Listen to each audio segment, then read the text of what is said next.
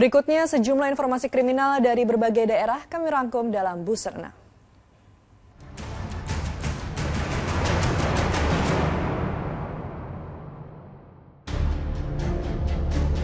Sidang putusan terdakwa pembacokan pelajar yang digelar di Pengadilan Negeri Bogor, Jawa Barat, Senin siang diwarnai keributan. Emosi keluarga korban tak terbendung usai terdakwa ASR digiring keluar usai menjalani sidang putusan di Pengadilan Negeri Bogor.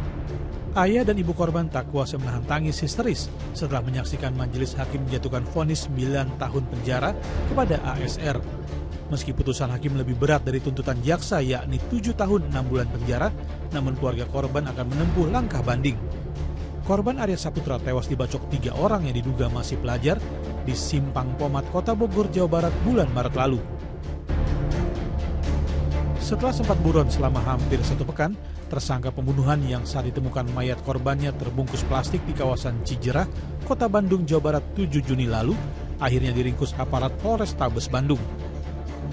Tersangka bernama Ali Nurdin yang ditangkap di tempat persembunyiannya di Muaro Jambi, ternyata suami korban.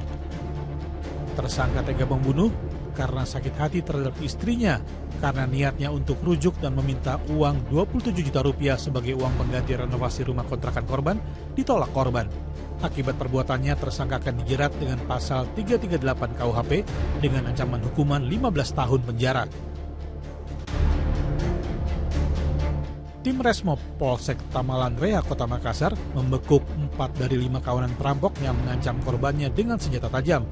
Dalam rekaman CCTV di toko kelontong di Jalan Kapasaraya, Kecamatan Tamalan Rea, Kota Makassar, Sulawesi Selatan, 5 pelaku yang mengendarai sepeda motor berhenti di depan toko kelontong.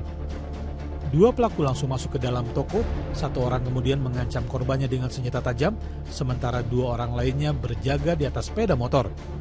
Akibat aksi perampokan ini, korban kehilangan 3 selop rokok, sebuah tas berisi uang Rp3.300.000, serta lemari kaca yang dipecahkan pelaku.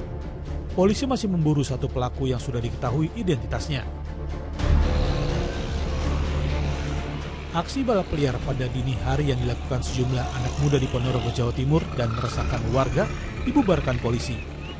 Polisi yang menggelar razia balap liar di Jalan Alun-Alun Utara, Kota Ponorogo, menyita puluhan sepeda motor yang akan digunakan untuk balap liar dan tidak disertai surat kendaraan. Bahkan polisi menangkap seorang remaja yang kedapatan membawa senjata tajam. Guna pemeriksaan, remaja ini pun diamankan di unit reserse kriminal Polres Ponorogo. Jika ingin mengambil sepeda motornya, para pemilik wajib membawa kelengkapan surat kendaraan. Polisi mengungkap fakta baru kasus penemuan narkoba yang disimpan di dalam berangkas bawah tanah di Universitas Negeri Makassar UNM. Barang terlarang yang telah disita sebagai barang bukti tersebut ternyata berasal dari jaringan narkoba lintas negara yakni Malaysia.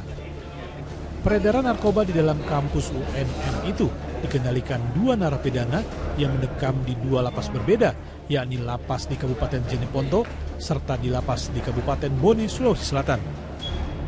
Polda Sulawesi Selatan kini tengah mendalami temuan bukti baru lainnya berupa jejak digital dan jejak jaringan narkoba masing-masing 6 tersangka. Tim gabungan dari Satpol PP Kota Cimahi, Bea Cukai, Polisi, dan TNI melakukan razia ke sejumlah warung yang diduga menjual rokok ilegal. Satu persatu warung rokok di 5 lokasi di Kota Cimahi, Jawa Barat digeledah petugas. Dalam razia ini total ada 16.000 bungkus rokok ilegal berbagai merek yang disita petugas. Pada petugas, pemilik warung mengaku hanya dikirimi rokok oleh seseorang yang datang langsung ke toko tanpa mengetahui identitasnya. Petugas kini tengah memburu distributor yang menyuplai rokok ilegal ke warung-warung tersebut. Akibat penjualan rokok ilegal ini, negara mengalami kerugian hingga miliaran rupiah karena tidak dilengkapi pita cukai.